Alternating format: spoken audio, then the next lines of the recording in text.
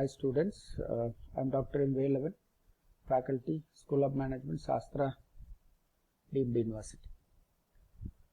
Today we are going to discuss about the motor insurance. Okay, learning outcomes.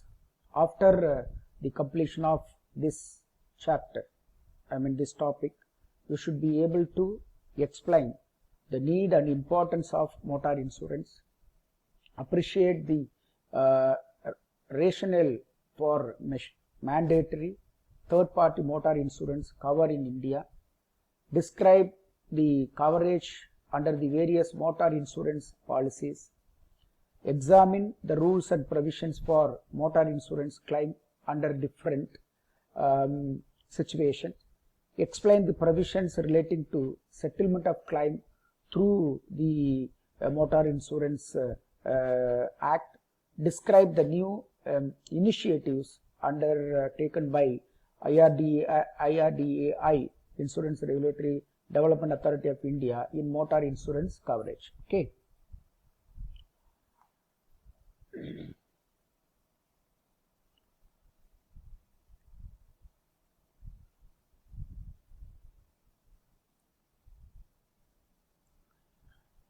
First, introduction.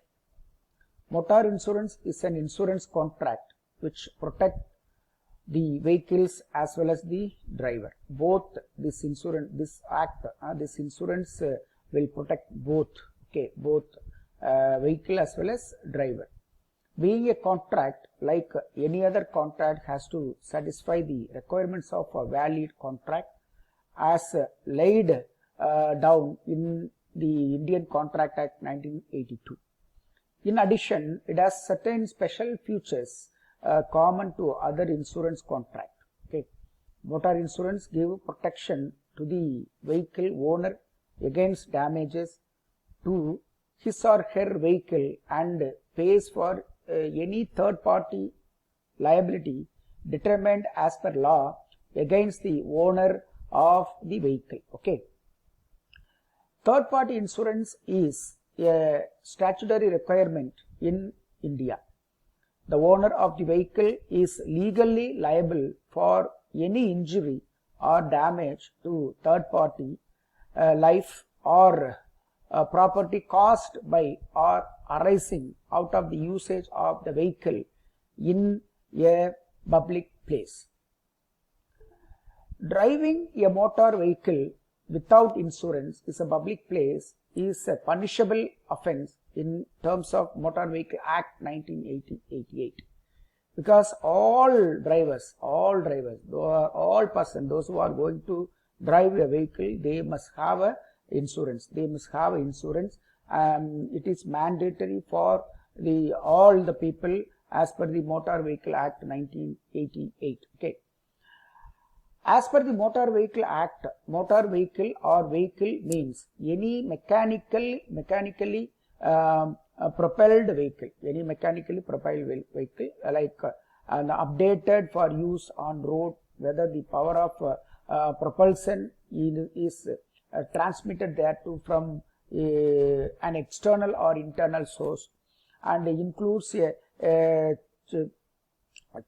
chassis to which a body has not been attached, and third one is a trailer. But vehicle does not include any vehicle running upon fixed rails or any vehicle of a special type adopted for use only in a factory or in any other enclosed premises, or a vehicle having less than 4 wheels fitted with engine capacity of not exceeding 25 cubic centimeters. Okay. So these are all, the last two one, any vehicle running upon fixed rails and a vehicle of a special type adopted for use only in a factory, they are not covered under the definition of, they are not included under the definition of what vehicle, my dear student. The next one is regulatory framework of motor vehicle in India. Okay. First, here you have to know a little bit about the Motor Vehicles Act 1939. The Motor Vehicle Act was passed to mainly safeguard the interest of pedestrians. Okay, pedestrians. The current act is Motor Vehicle Act 1988. According to the act, a vehicle cannot be used in a public place without ensuring the third party liability. Okay, so according to this act, a vehicle cannot be used in a public place without ensuring the third party liability. Okay, no insurance can deny total policy cover to any owner of a motor vehicle. Act Motor Vehicle Section 146 of Motor Vehicle Act 1988.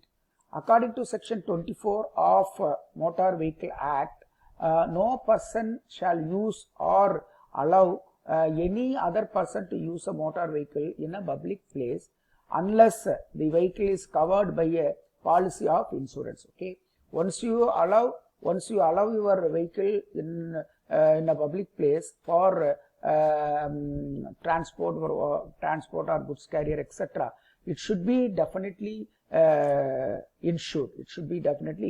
Okay, the compulsory insurance in respect of motor vehicle comprises the following liabilities: liability arising out of bodily injury or death of third party, or arising out of the damages to his property.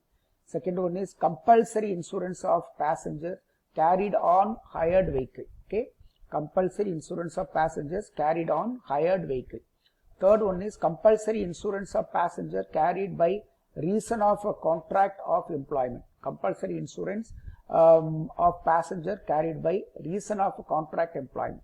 Then fourth one is compulsory insurance of an employee under Workmen Compensation Act, considering the factors such as who was driving the vehicle, whether working as a conductor or ticket examiner or coolies, nature of goods carried in the goods carriages. So these are all the 3 points you have to keep in your mind at the time of taking compulsory insurance of employee under Workmen Compensation Act. Okay, who was driving the vehicle, whether working as a conductor or a ticket examinee or coolies, nature of goods carried in the goods carriage. Okay, the policy comes into effect from the date of insurance of certificate of insurance to the proposer or the insured. Okay, the insurance policy is subject to determination before the policy period comes to end. Accordingly, the insured is required to submit the certificate to the insurer within 7 days after termination, and the insurer may withdraw or suspend by notifying the registration authority within 7 days or 7 days of action. An affidavit should be produced in case of loss of certificate as evidence no total policy cover can be terminated by number of total policy cover can be terminated by any party without the proof of existence of another insurance. The RTO has to be intimated in such cases, and the insurance certificate is to be called back and cancelled. Okay. First one, the mandatory motor third party insurance policy. Okay, mandatory motor third party insurance policy.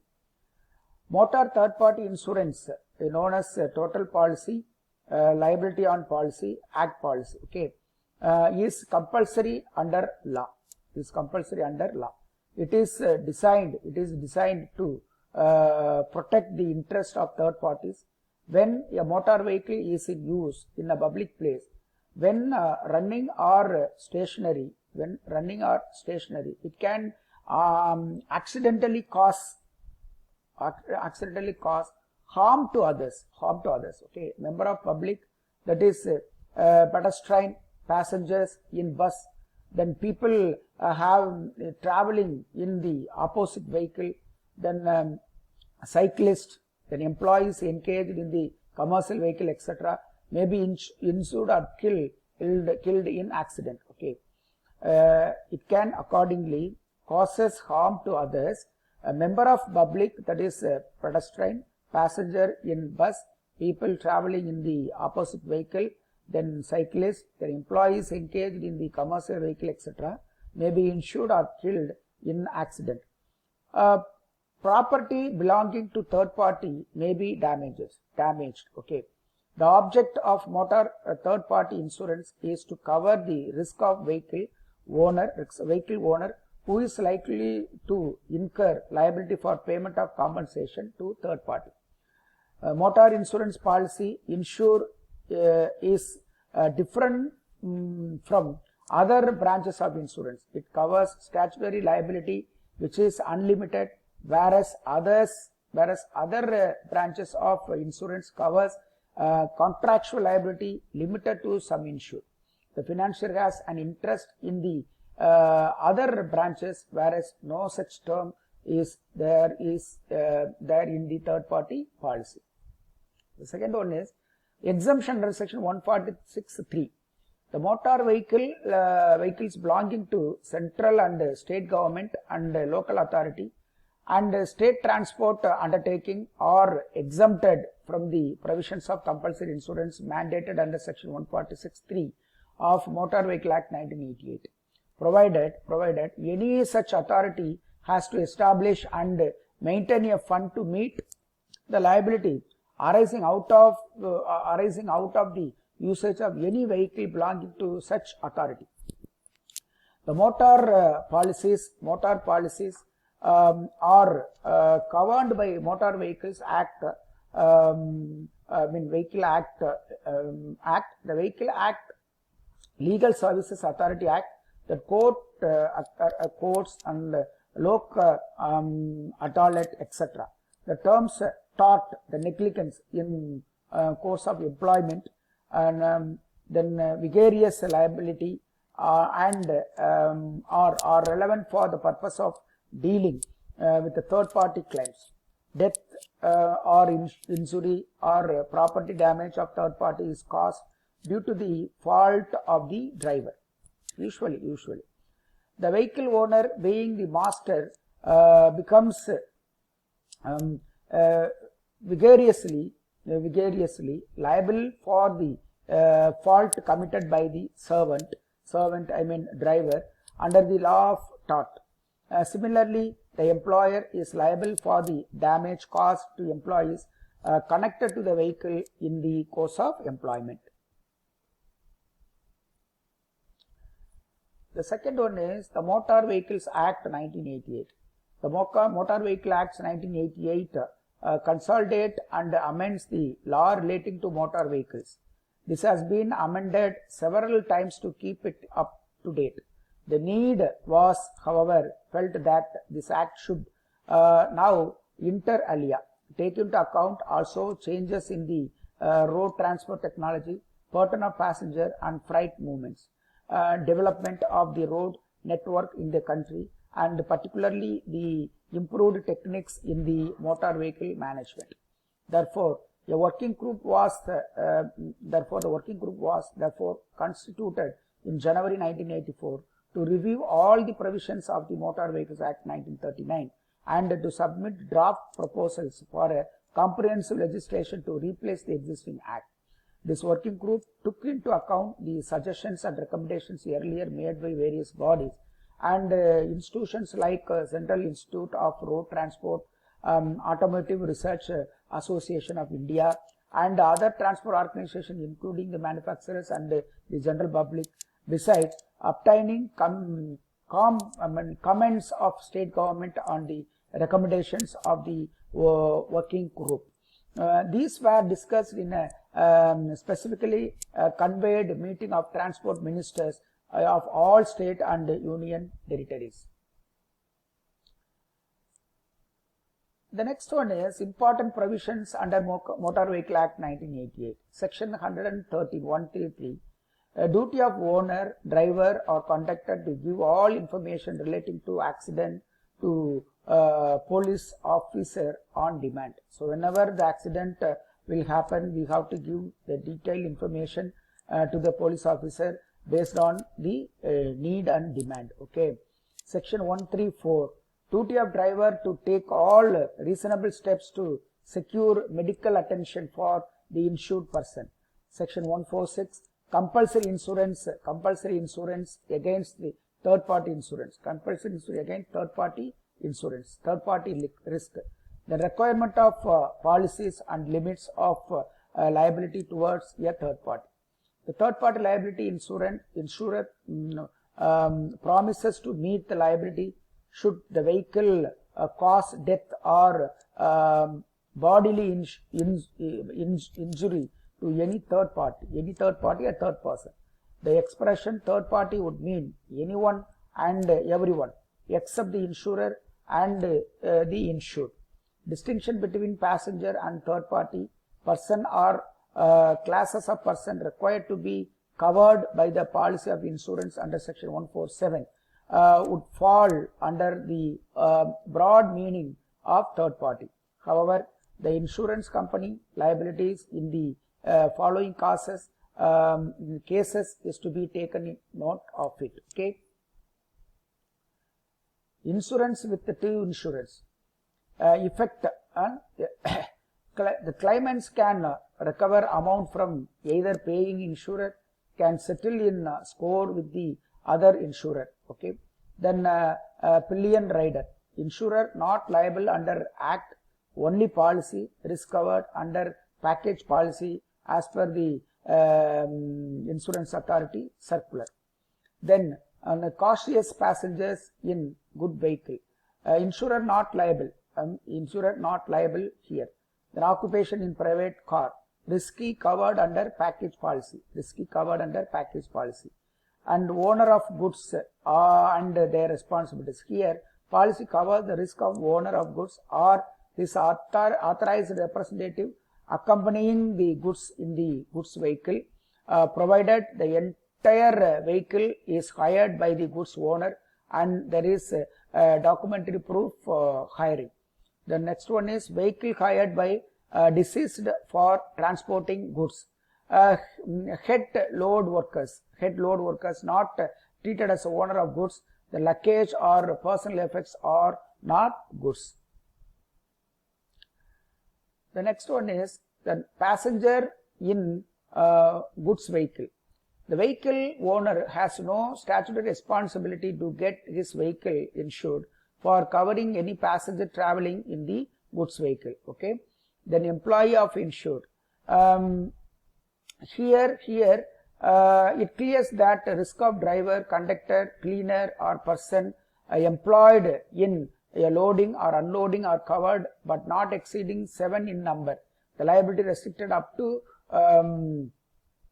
work contract limit or limit if no addition permit paid. Okay.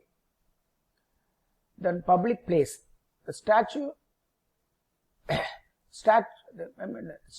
mandates, okay, the necessity for a valid policy in force if the vehicle is intended for use in a public place. A tribunal had jurisdiction to try any accident cause occurring in private place. Then package policy cover is not restricted force of the force of the vehicle in a public place. Section 148 deals with validity of policies of insurance issued in reciprocating countries. Okay. Section 160, registering authority or the police officer shall furnish information if asked for relating to particular of vehicle involved in accident.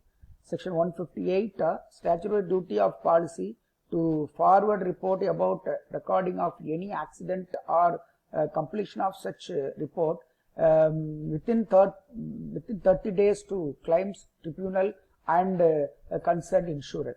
Section 170 deals with insurer to obtain permission to contest the claim on all or any of the grounds without prejudice to the provisions contained in section 149. Section 197, taking out vehicle without authority. Section 194, driving vehicle exceeding permissible weight. Section 192, using vehicle without registration. Section 192A deals with using vehicle with permit. Section 184 deals with driving dangerously. Section 185 deals with driving by a drunken person or by a person under the influence of drugs. Then section 183, driving at excessive speed. Sometimes it is happening. Then section 3 and 4 read with the section 181 as per the rule. Okay. Section 163.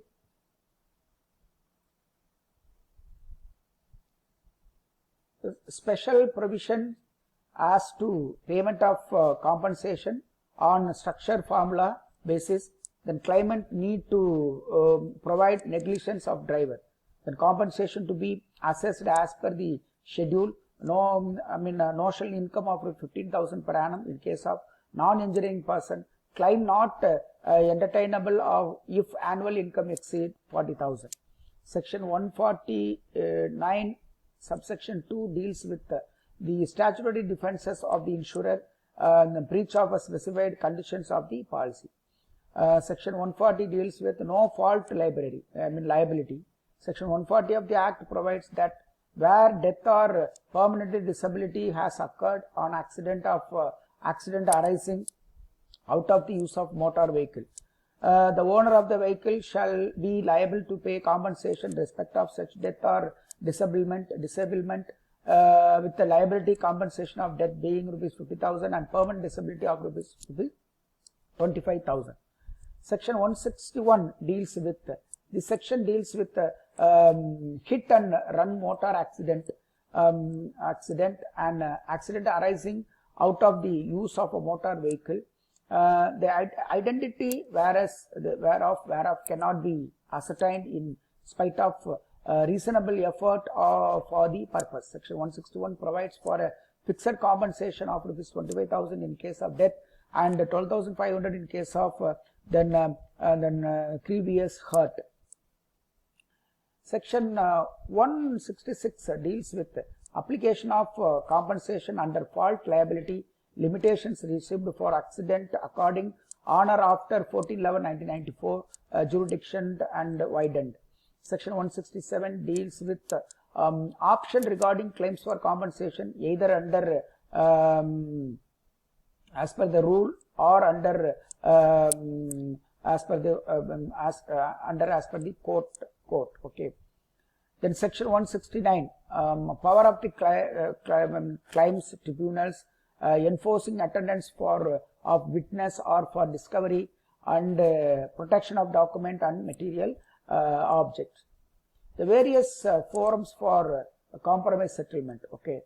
The local adult organization from limit time to time, permanent and continuous local adult, then conciliation meeting called by the court, then the common mechanism center for compromise settlement of motor and third party claims, then Jalat Rahat Yojana, Jalat YRY, okay, pre-litigation settlement, The documents verification for compromise and settlement. The common documents in death injury causes. The following common documents are necessary for evidencing claim. So this is very, very important. These are the common documents they have to verify at the time of claiming insurance as well as the settlement. Okay.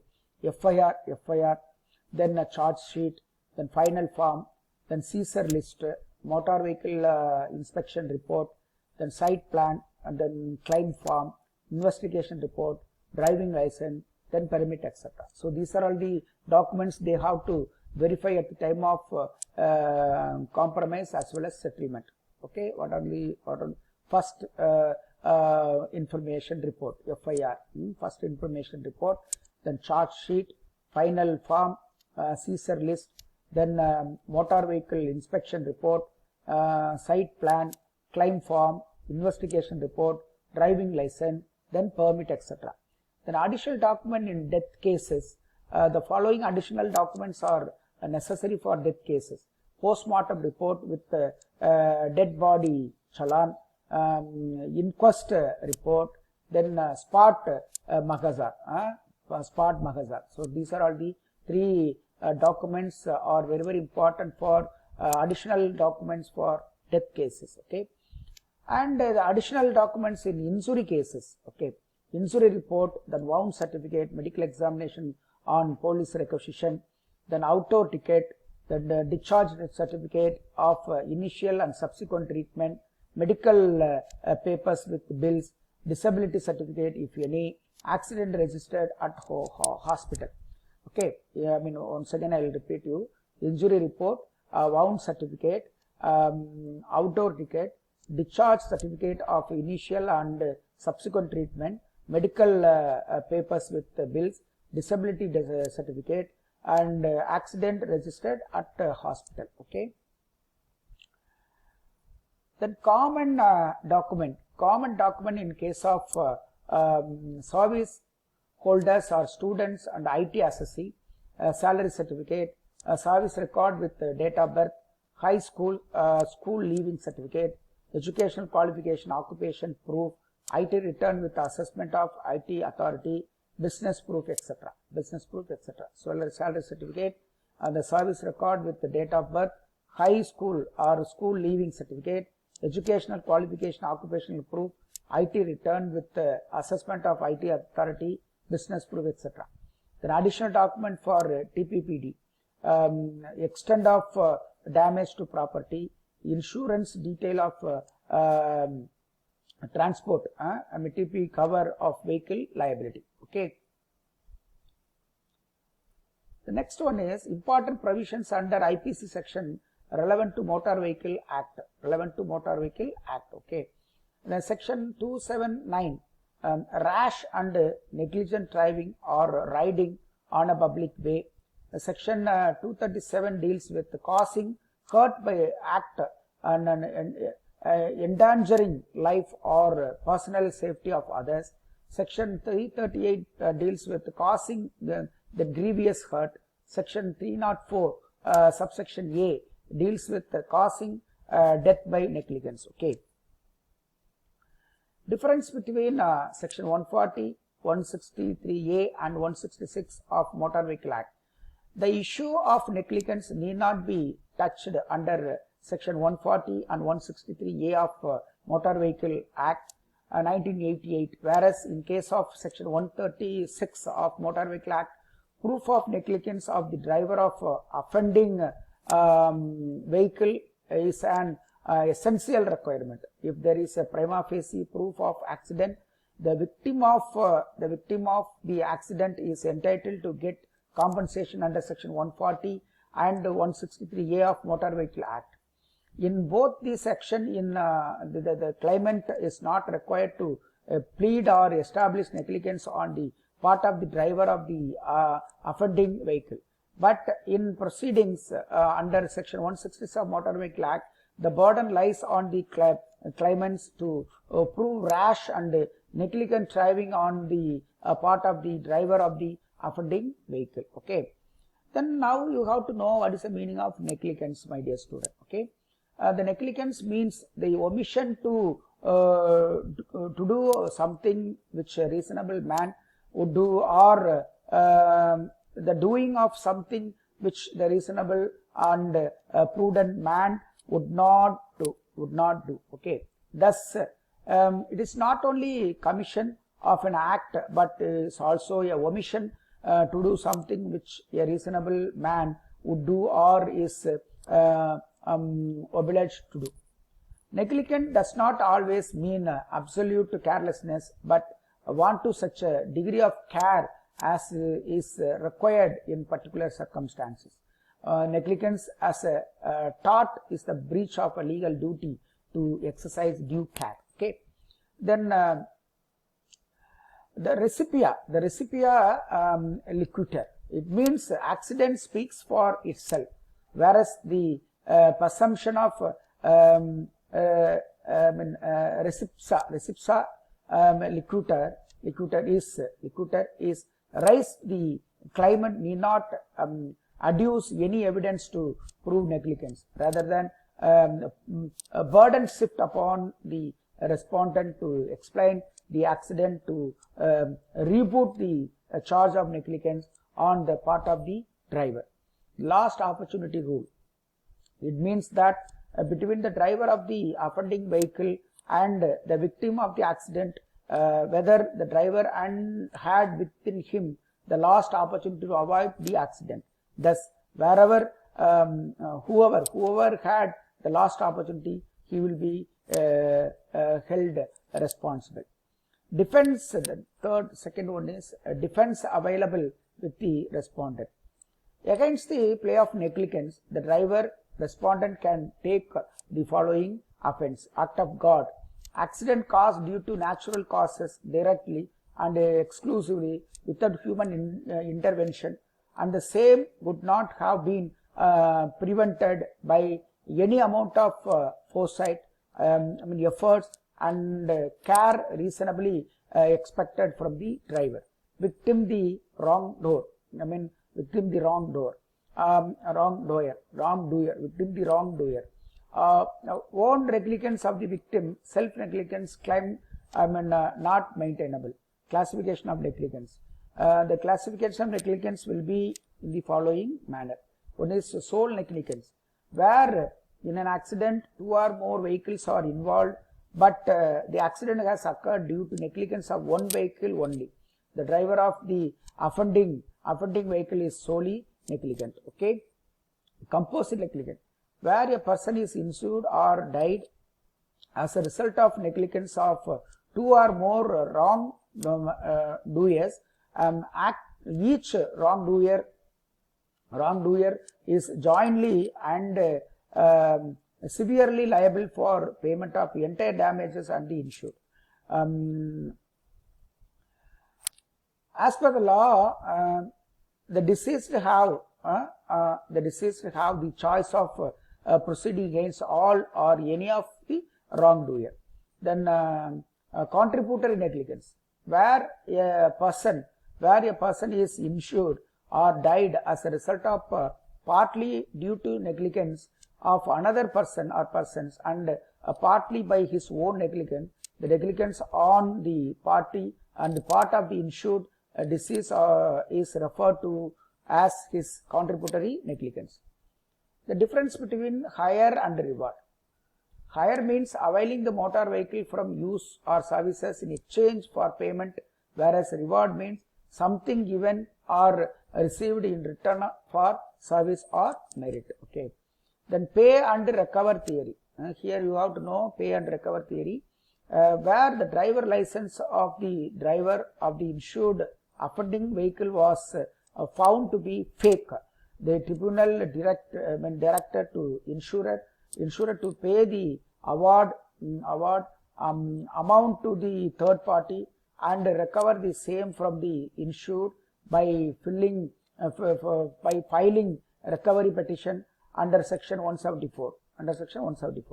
The difference between fake, ineffective and invalid driving licenses. Fake driving license. On verification form and verification from the licensing authority, if the driving license is found to have been issued in some other name or the driving license is not at all issued. Okay.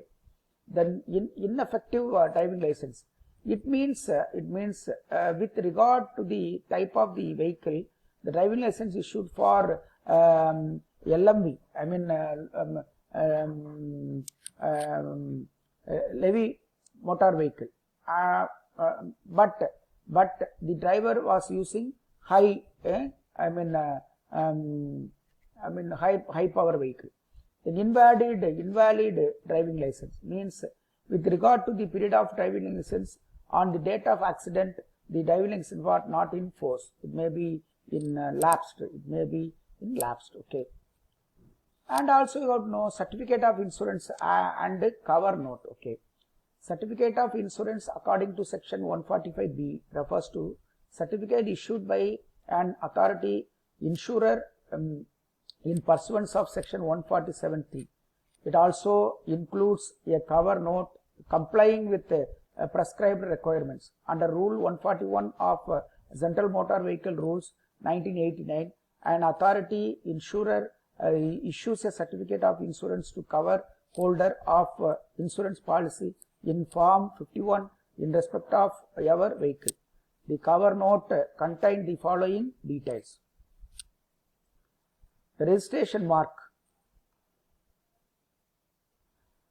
The cover note contains the following details. The registration mark, engine number, chassis number, model, make, etc. and the number of description of the vehicle. The second one is name and address of the insured, date and time of the commitment of the policy, commencement of the policy, date of expiry of insurance, persons entitled to drive, limitations regarding the usage of the vehicle, the validity period of the cover notice. Note. These are all the points. These are all the important points. These are all the points should be in the registration. Certificate or covering note. Okay. Transfer of ownership. In case of any sale of vehicle involving transfer of policy, the insured should apply to the insurer for consent of such transfer. The transfer is allowed if within 15 days of receipt of application, the insurer does not reject the plea. The insurer has to be approached and new certificate of insurance to be issued in the name of the buyer of the vehicle by charging a transfer fee. The transfer is normally allowed but can also be refused in the following cases. Okay. Due to previous record of the transferee, driver and policyholder, due to a stated conditions in the policy prohibiting transferor, due to rejection of any prior proposal for transfer from the person seeking transfer in his name. The next one is insured duty to third party. It is obligatory on the part of the insurer to pay the third party, since the insurer has no right to avoid or reject the payment of liability to a third party. The duties of the insurer towards a third party are specified in section 149 of the Motor Vehicle Act 1988. The third party liability is determined by the court and accordingly compensation is paid.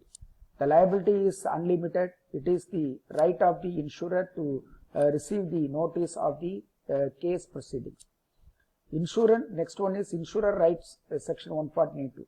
An insurer to whom notice of the bringing of any such proceedings is so given shall be entitled to be made a party thereto, and to define the action on any of the following grounds, namely,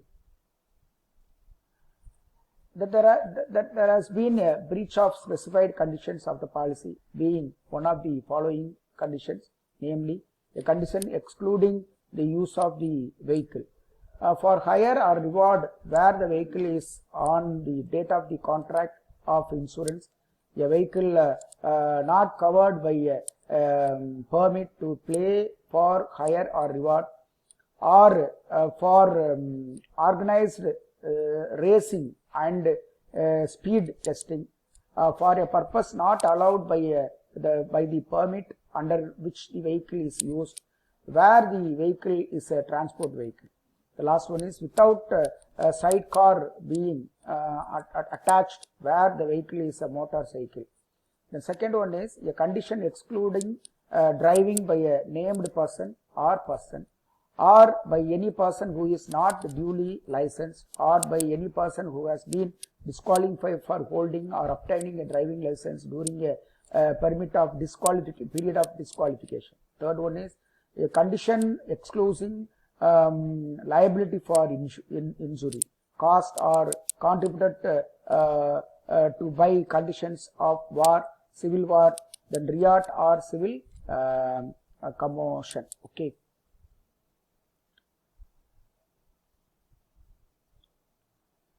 Rights of third parties when insured is insolvent. According to section 150 of the Act of Motor Vehicle Act 1988, In case of an insolvent insured, the rights are automatically transferred to the third party. Similarly, the insured accept the liabilities of the third party.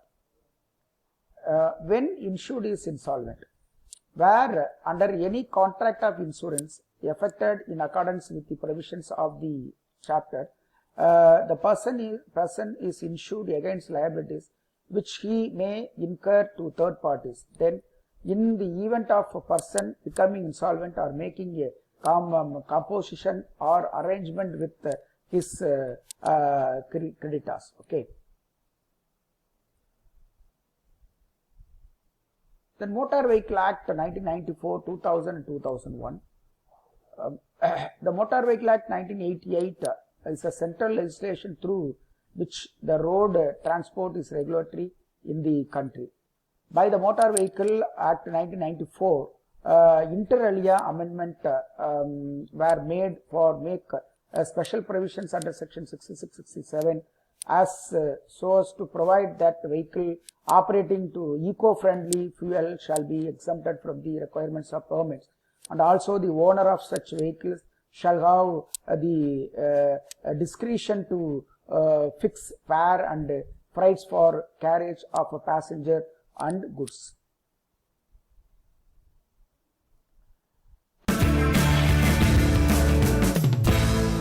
Types of motor vehicle.